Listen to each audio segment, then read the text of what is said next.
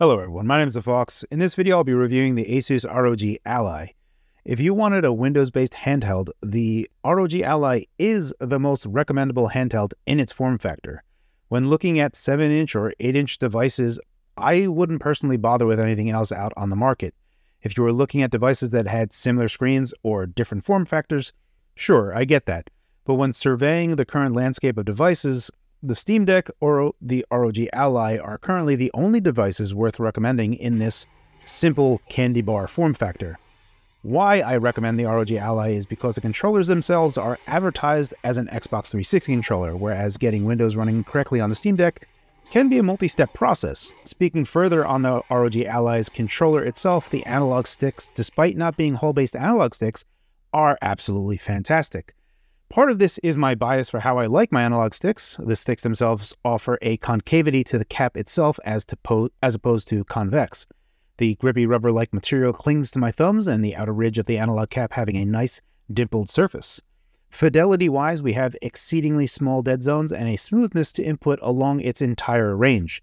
There is just a hint of cardinal snapping, and while we don't have full range on the analogs themselves, they do extend a small bit past standard circularity, which should ensure most all games won't have any issue.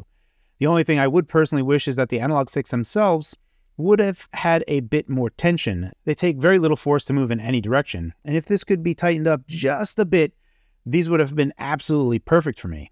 The D-pad itself is fine. It is membrane-based with a single plastic disc that allows itself to float a small bit atop the membrane pad. Pressing in on any given direction is crisp with both tactile and audible feedback that a button has been depressed. It doesn't take any excessive force to push in any given direction, and its placement offset from the analog sticks makes it very comfortable to use. Overall, it's actually a solid membrane-based D-pad. My own personal grading system, I'd give it a B+. The feel and use of the analog shoulder buttons is a bit interesting. Ultimately, I love the feel and tension of them while in use. However, my unit exhibits a bit of an odd instance where I have to press really hard on either trigger to hit 100% of the controller, acknowledging that I've done so.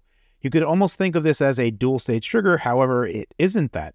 The end result is that if you are playing any game that anticipates left or right trigger to be fully depressed, you could think the game is not accepting your inputs. Rounding it out are the face buttons and additional back buttons themselves. The face buttons are okay. They are also membrane-based and have a springy nature to them. The buttons have a flat and wide feel to them, which is very specific to the Ally. It's not bad, just unique. The back buttons aren't for me. Mostly I just want to disable them in Armory crate. My middle fingers rest comfortably on the back buttons. However, trying to depress them while using the controller in general isn't ideal. On top of that, pressing any of the back buttons when not configured as 360 controller inputs can interrupt the controller itself. Since I've been basically talking about the build quality, I might as well slip into a few of the quality of life features on the Ally. I think this might be the first handheld to allow the user to specify a percentage cap on the battery, so you could enable 80% in battery care mode and it won't charge past 80% to increase the longevity of the battery's health. Curiously, this is not in the Armory Crate software, but rather in the Asus Care software suite. Another quality of life feature is that the fingerprint scanner can capture a fingerprint when the computer starts. Basically, just press the power button and it will pass your fingerprint through to Windows when Windows gets to the logon screen. Pretty cool. Also, did you know that there is a full 3-month Game Pass Ultimate subscription included with the ROG Ally? This is not a 3-month trial only for new users. This is a full-on $45 value. So that $700 cost you see on the Ally includes $45 worth of Game Pass Ultimate, which I added to my account where I already subscribed to Game Pass Ultimate. The star of the show is arguably the display. Now, people might remember when I had a few choice words about the choice of the display on the Ally, and I feel like Asus is still burying the lead here. The actual star is that the display is both landscape and has VRR. 120 Hz only matters insofar as helping variable refresh rate. First, let's talk about why landscape matters. Again, one of the reasons I would recommend the Ally for Windows is because it has a landscape screen. Why this matters, let's look at the Steam Deck running on an older Windows game in Windows. Because the Steam Deck has a portrait-based display, older DX8 and DirectDraw games will fail to initialize. Now you can fix this, but on the Ally, you don't have to fix anything at all. You just run the game and it'll start. This is such a big deal because having a landscape screen on a Windows-based handheld ensures the greatest compatibility without having to configure or fix anything. Next, the screen has a VRR range of 48 to 120 Hz and has LFC below this to compensate. Effectively, that means LFC, or low frame rate compensation, will engage down to 30 FPS, but internally, that will double the frame into a 60 Hz window. The end result is a low latency, tear-free experience that is, quite honestly, probably the biggest reason I would recommend the Ally itself. It's so smooth and awesome. Another thing I must clarify here is that VRR and 120 Hz panels can lead to worse battery life. And it's not because VRR or 120 Hz takes more power. Instead, running games at non-fixed frame caps or trying to hit 120 FPS even in 2D games can result in worse battery life. For example, Dead Cells requires a bit less than 5.5 watt TDP on the Ally to hit 60 FPS consistently. If we go to 7 watt, we still can't hit 120 FPS consistently. Instead, we have to just be a bit under 8 watt to hit that. Now you may be thinking, well, that's just 2 or 3 watts. That's not a big deal. You must understand that the range in battery at the low end of TDP drastically changes. For instance, look at the total system power at 5.5 watt TDP. When we do the math, this would equal 5.5 to 6 hours of battery life, which is pretty much the same as a Steam Deck running Dead Cells at 60 FPS. However, getting to a solid 120 FPS, look what happens with total system power. When we do the math, we are now at 3.5 to 4 hours of battery life. As a percentage, choosing to go from 120 FPS to 60 FPS in Dead Cells would equal a 57% increase in battery life. Or another way of looking at it is choosing to go from 60 FPS to 120 FPS would see a 36% decrease in battery life. Now this is just one game, and obviously other 2D games will react differently.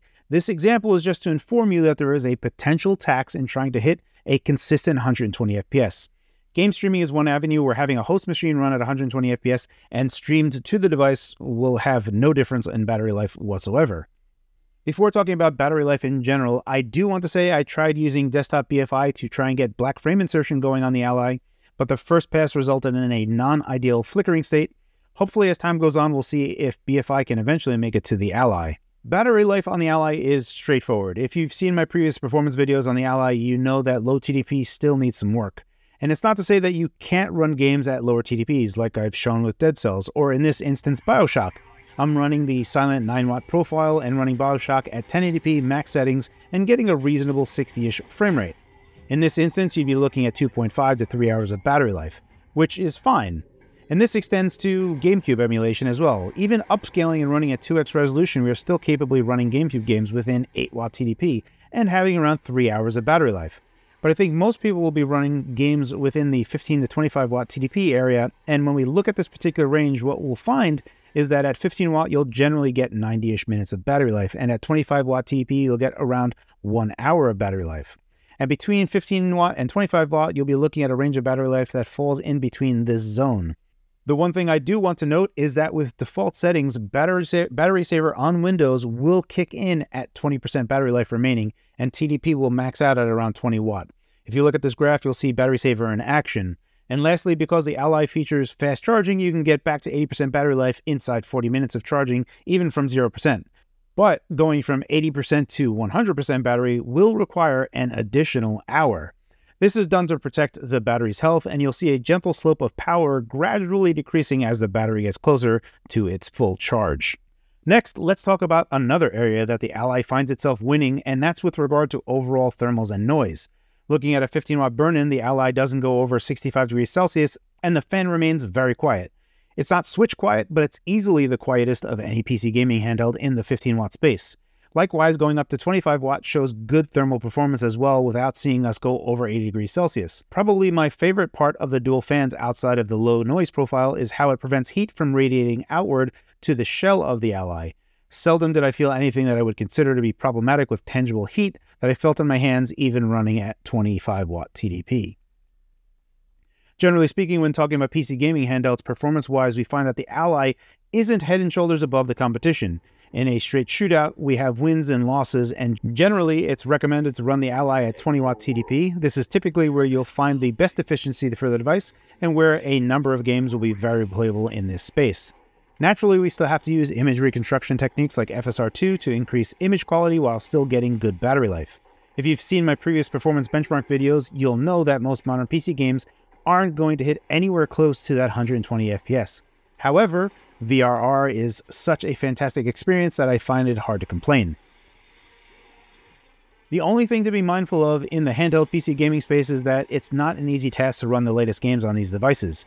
We'll often find ourselves running at sub-resolutions and relaxed game settings to get a better experience.